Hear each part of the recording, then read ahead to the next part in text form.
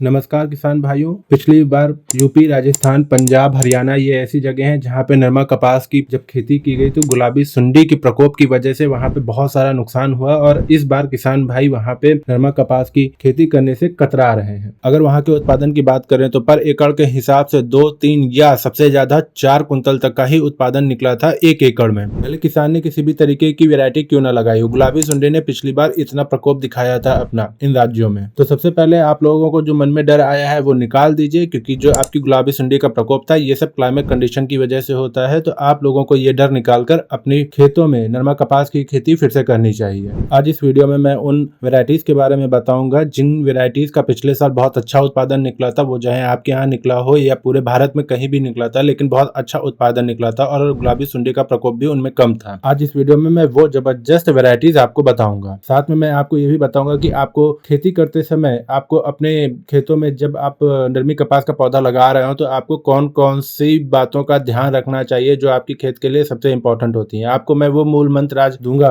जो आपकी नरमी कपास के उत्पादन में बहुत ज्यादा कारगर होगा। नमस्कार किसान भाइयों, आप लोग देख रहे हैं यूट्यूब चैनल किसान वाला जंक्शन। अगर अभी तक आपने हमारे यूट्यूब चैनल को लाइक और सब्सक्राइब नहीं किया हुआ है तो लाइक और सब्सक्राइब कर दिए और साथ में इस वीडियो को दूसरे किसान भाइयों के साथ जरूरत से ज्यादा शेयर करिए ताकि वो भी इस वीडियो को देखकर लाभ उठा सके। चलिए अब बात करते हैं कि नरमी कपास की बुआई करने से पहले, पौधे लगाने से पहले आपको खेत कैसे तैयार करने होते हैं और कौन कौन सी वो मूल मंत्र हैं जिनको आपको ध्यान रख के नरमी कपास की खेती करनी चाहिए। मैं आज जो आपको मूल मंत्र देने जा रहा हूं, अगर आप उसके अकॉर्डिंग खेती करते हैं तो आप बेहिचक भले 25 एकड़ में करिए या 50 में करिए या 75 एकड़ में अपनी नरमी कपास की फसल लगाइए, आप निश्चित तौर पर एक अच्छा मुनाफा और निश्चित तौर पर एक अच्छा उत्पादन प्राप्त करेंगे। आपको अपने खेतों में किसी तरीके की भी समस्या देखने को नहीं मिलेगी, भले वो गुलाबी सुंडी की हो या और कोई बीमारियां हो। तो किसान भाई सबसे पहले जो आपको काम करना होता है वो होता है सही समय पे नरमी कपास की बिजाई। किसान भाई अगर आप सही समय पे नरमी कपास की बिजाई करते हैं तो आपका आधा खेल तो यहीं पे हो जाता है। आप अपने खेतों में एक अच्छी उत्पादन पाने की पहली सीढ़ी यहीं से चढ़ लेते हैं। किसान भाई अगर आप नरमी कपास की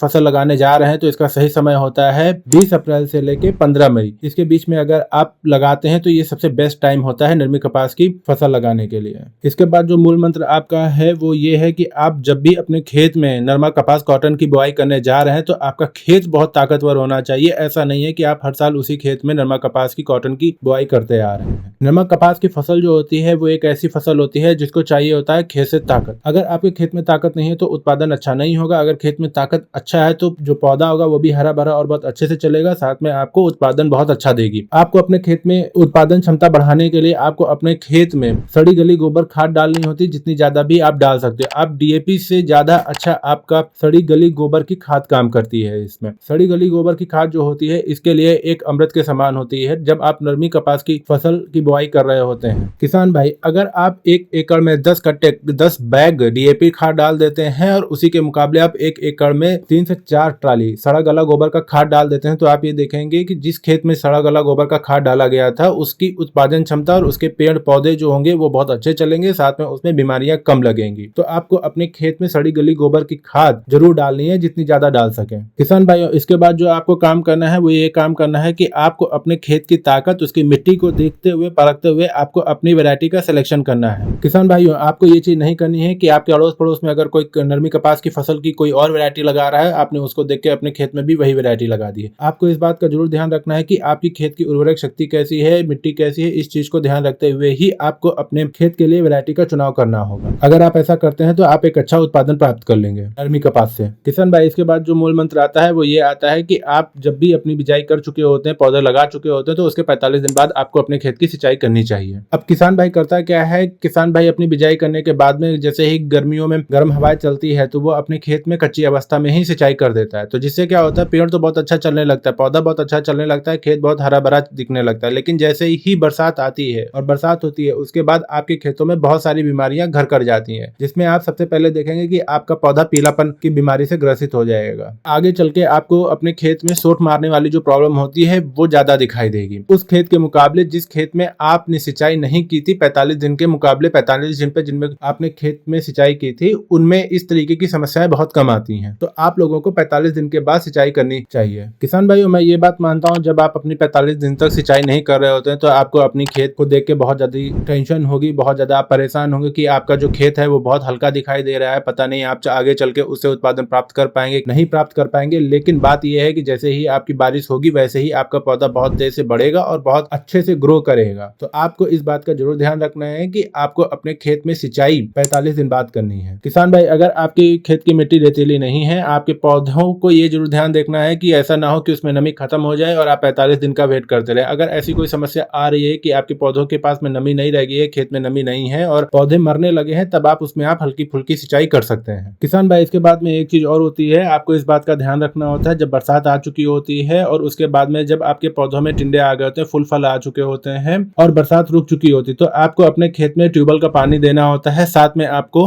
मैग्नीशियम सल्फेट और फेरस सल्फेट भी आपको स्प्रे करना है और नीचे से दे देना है। किसान भाई, इसके बाद आपको एक बहुत ध्यान रखने वाली बात होती है, वो होती है आपको अपने खेत में सीड रेट की कितनी रखनी है। तो सीड रेट आपको अपनी वैरायटी के अकॉर्डिंग लेना होता है। आपको ऐसा नहीं सोचना है कि आपने 2 से 3 पैकेट लिए हुए हैं तो आपको 1 एकड़ में या 2 एकड़ में इतना ही लगाना है। आपको इस तरीके से लगाना है कि आपके खेत में जो हवा है वो पौधों के बीच से होते हुए आराम से जा सके। बहुत ज्यादा घनी बुआई नहीं करनी होती है। जो किसान भाई अपने खेतों में सीड रेट बहुत सही तरीके से चुनकर डालते हैं, एक अच्छे उत्पादन के लिए सीड रेट का चयन करना बहुत सही होता है। अगर आपके खेत में इस तरीके से सीड रेट आपने डाला, इस तरीके से पौधे लगाए हैं ताकि आपके खेत के बीच से हवा अच्छे से आती जाती रहे, तो उससे ये होता है कि आपके खेतों में बीमारियां बहुत कम लगती हैं। साथ में आपका उत्पादन बहुत अच्छा होता है, पौधा जो होता है वो दूर तक फैल पाता है। किसान भाइयों, इसके बाद मैं आपको एक और मूल मंत्र देता हूं। जब आप नरमी कपास की फसल की बुआई करने जा रहे होते हैं तो आपको अपने खेत में नमी प्रॉपर मात्रा में बनाकर रखनी होती है। भले वो आप स्प्रिंकलर के थ्रू बना रहे होते हैं या आप फ्लड माध्यम से अपने खेत में नमी बनाते हैं, आपको अपने खेत में नमी अच्छे से रखनी होती है। उसके बाद में ही आपको अपने नरमी कपास की फसल की बिजाई करनी होती है। अगर आप ऐसा करते हैं तो आपके पौधे जल्दी जर्मिनेट भी होंगे और साथ में हष्ट पुष्ट रहेंगे और उस पर गर्मी का भी ज्यादा कोई असर नहीं करेगा। किसान भाई, जो मैंने आपको बात बताई है, अगर आप इन बातों को ध्यान रख के नरमी कपास की फसल बोते हैं और उसका ध्यान रखते हैं तो आप निश्चित तौर पे एक अच्छा उत्पादन प्राप्त कर लेंगे नरमी कपास की फसल से। किसान भाई, अब बात करते हैं उन वेराइटीज के बारे में जो पूरे भारत में पिछले साल बहुत अच्छा उत्पादन दिया था। मैं ऐसी वेराइटीज नहीं बताऊंगा जो हमारे यहाँ पे अच्छा उत्पादन दिया था, मैं ऐसी वेराइटीज के बारे में बताऊंगा जिसने पूरे भारत में बहुत अच्छा उत्पादन दिया था और इनमें बीमारियां भी कम लगी थी और इन पे गुलाबी सुंडी का भी कोई प्रकोप ज्यादा नहीं देखा गया। किसान भाई, मैं आज आपको वो वेराइटीज बताऊंगा जिन वेराइटीज को 100 खेतों में लगाया गया है और 70 खेतों में उनसे अच्छा उत्पादन प्राप्त किया गया है। मैं आज उन वेराइटीज के बारे में आपको बताऊंगा। किसान भाई, जो पहले नंबर पर वेरायटी आती है वो आती है टाटा की दिग्गज वेरायटी। ये एक ऐसी वेरायटी है जो शॉर्ट टर्म की वेरायटी है और इस वेरायटी का सबसे बेनिफिशियल बात यह है कि ये किसी भी तरीके की मिट्टी में अच्छा उत्पादन देती है। भले वो आपकी काली मिट्टी हो या दोमट मिट्टी हो या आपके मिट्टी में खेत में उर्वरक शक्ति थोड़ी सी कम हो, फिर भी वहां पे ये अच्छा उत्पादन देने की क्षमता रखती है। इसके बाद जो वेरायटी आती है वो आती है अजीत कंपनी की ACH 177-2। ये एक ऐसी वेरायटी है जो कि पिछले साल जिन खेतों में गुलाबी सुंडी का प्रकोप देखा गया था वहां पे भी इसका एक अच्छा उत्पादन आ गया था और भी जहां पे नहीं देखा गया था वहां पे भी इसका बहुत अच्छा उत्पादन आया था। तो आप दूसरे नंबर पे इस वेरायटी को भी लगा सकते हैं। इसके बाद जो वेरायटी आती है वो आती है US 51 सुपर। ये एक ऐसी वेरायटी है जो शॉर्ट टर्म की वेरायटी होती है और ये एक बहुत अच्छी वेरायटी होती है। पिछले कई सालों से इस वेरायटी का लगातार लोग उपयोग करके एक अच्छा उत्पादन नरमी कपास का ले रहे हैं। इसके बाद एक और वेरायटी आती है वो आती है राशि सुपर 773। ये वेरायटी हायर पोटेंशियल वेरायटी है। ये वेरायटी ऐसी वेरायटी है जिन खेतों में ताकतवर मिट्टी है, जिन खेतों में मिट्टी काली है या बहुत अच्छी मिट्टी है, उनमें ये बहुत अच्छा उत्पादन देती है। किसान भाइयों, ये एक ऐसी वेरायटी है जो हर समय नंबर 1 पे होती है, लेकिन आपको इस बात का ध्यान रखना है कि आपके खेत ताकतवर होने चाहिए, तभी ये वेरायटी आपको बहुत अच्छा उत्पादन दे पाएगी। इसके बाद जो वेरायटी आती है वो आती है नवाब गोल्ड वेरायटी। इसका परफॉर्मेंस हर साल अच्छा रहा, 2022 में भी अच्छा था, 2023 में भी अच्छा था। आप ये वेरायटी भी अपने खेतों में लगा सकते हैं। किसान भाई, अगर आप अब नरमी कपास की फसल लगाना चाहते हैं तो सबसे पहले काम आप ये करिए कि अपने आस पड़ोस में जाके ये बात पता करिए कि